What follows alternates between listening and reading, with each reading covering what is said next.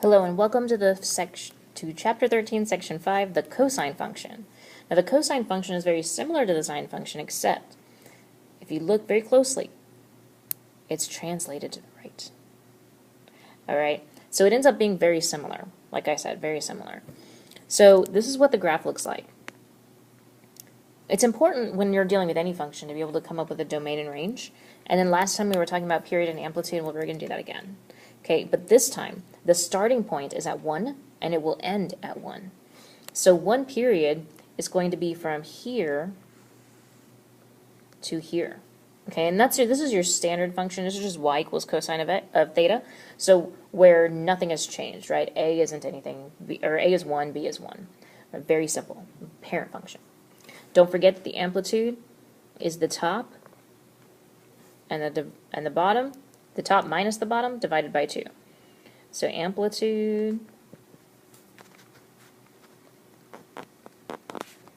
is 1/2 max minus min, and this is the period. Okay, so that's just a brief review of what we did last time. Make sure you remember that, write it down, it's very important. Now when you think about it, the domain of this function is actually going to be negative infinity to positive infinity, because it's going to go forever. It'll keep going to the left, up and down, up and down, up and down. It'll keep going to the right, up and down, up and down, up and down. So the domain is negative infinity to positive infinity. The range is based on the lowest value and the highest value. Now if you look, the lowest value is down here and the highest value is up here. So it's only going from -1 to 1. And that'll change as the amplitude changes. The period. How long does it take to get from max to max? Well, it takes 2 pi, right? And you can see that because we drew that. The amplitude is 1/2 times the max minus the min. Well, the maximum value is 1. The minimum value is -1. So it's 1 minus -1, which is 1/2 times 2, which is just 1. And there you go. All right, and we'll be dealing with this again. We're going to just keep dealing with it. So, just to summarize everything, is this right here. Now, like I said, sine and cosine are the same curve, just translated to the right pi over 2 units. Okay, so I will be very specific. If I ask you about a function, I'm going to tell you, write the function for the sine function, or write the equation of the cosine function. It'll be very specific, because they're so similar. So keep that in mind. And then if you look, a lot of the stuff that we were dealing with last time are actually very much the same. A is still the absolute value of the amplitude, B is still the number of cycles in the interval from 0 to 2 pi, and 2 pi over B is still the period of the function. So not much has changed, just the cosine and of course the values. Now, write a cosine function for the graph. Well, let's look at this. First, it's going from the bottom to this bottom here. Okay, and it takes 2 to get through 1 cycle. Okay, so that's the period.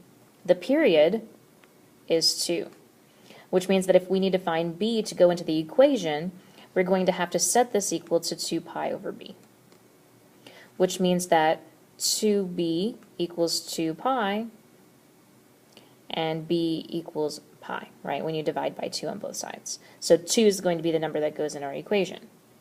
A is the distance from essentially here to here, right, because that's half of the max minus the min, and so A ends up being 2, which means when we write this equation, y is going to equal 2 cosine of pi theta. Now, there's actually something wrong with this. I don't know if you noticed, but on that first page, let's look back over here. It's supposed to start at 1. And if you look at this example, we're starting at -2. Remember, the amplitude is the absolute value of that distance. Because it's starting at the bottom instead of the top, this is reflected about the x-axis, which means this is negative. Okay, and that's very important. Right, so if it starts at the top and goes down and then back up, then it's positive. But if it starts at the bottom and goes up and then back down, then it's negative. And you know, because that'll happen at 0, where x is 0. That's going to be the determining factor. All right, let's do this one. So sketch the graph of y equals 1.5 cosine of 2 theta from 0 to 2 pi. So this time we might have more than one cycle, which is fine, right? It didn't say to just graph one cycle. We have to do what it says, follow the instructions. So we might have 2 or more. Now, before we can figure that out, we're going to have to find the period. So how long is it going to take to get from beginning to that same top value again? So from max to max. Well, we know what b is. b is 2 pi. I'm sorry. Yeah. Oh no. b is just 2. Which means that the period is 2 pi over 2, which is pi. So to get from max to max, it's going to take pi. Now, we know that the amplitude is 1.5, so it's actually going to start at 1.5 instead of 1. So let's put a point here, 1.5. It'll go down and then back up so that it's at the same starting point, the same y value that we started at pi. And then it's going to do it again at 2 pi. Now the minimum is going to be halfway between the two maximum values. So that'll be at pi over 2. And then it'll cross the x-axis in the middle of that. Okay, perfectly symmetric. So it's going to go down and back up. Okay, and then I get to do it again, right? So I'm going to have that same point at 1.5, negative 1.5, and then between them, so it's going to go down and back up. Okay, so now I've sketched the graph of y equals 1.5 cosine of 2 theta from 0 to 2 pi. And that's it.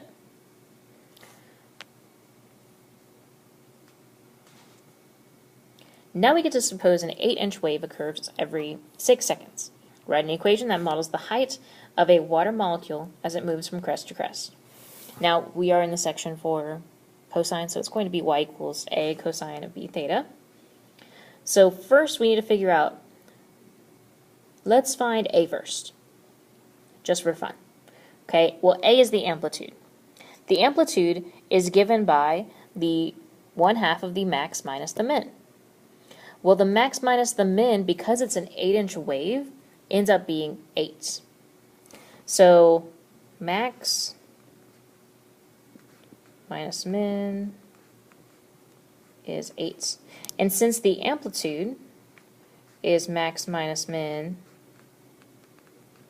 divided by 2, it's going to be 8 over 2, which is just 4. And that's going to be very helpful when we write our equation. Right, that means that y is going to equal 4 cosine of something times theta.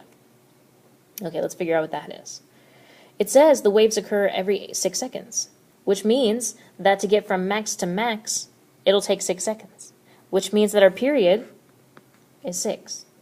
But to find b, we have to set 6 equal to 2 pi over b. Right, so 6b equals 2 pi. And b equals 2 pi over 6, which is the same, when you simplify it, as pi over 3.